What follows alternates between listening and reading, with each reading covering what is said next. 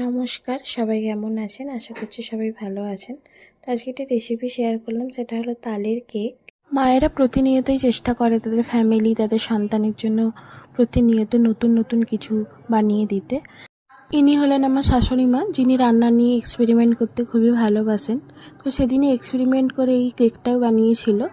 প্রথমে 1 কেজি নুন গরম করতে দেওয়া হয়েছে। এরপর একটা চালনির মধ্যে 1 কাপ আটা, 1 চামচ বেকিং সোডা, সেটা ভালো করে চালিয়ে নেব। এরপর একটি পাত্রের মধ্যে ওই তালের পাল্প আর একটু সামান্য গুড় দিয়ে 1 চামচ ইস্ট দিয়ে সেটাকে সামান্য ভিজিয়ে রাখবো।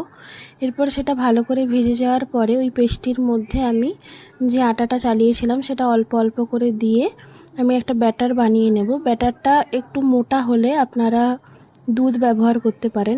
এরপর একটি পাত্রে ঘি মাখিয়ে 45 মিনিট মতো ওই ব্যাটারটা দিয়ে বেক করে নিলেই রেডি আমাদের কেক।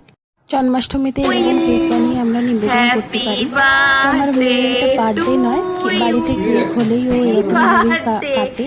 রেসিপিটি বানিয়ে অবশ্যই জানাবেন।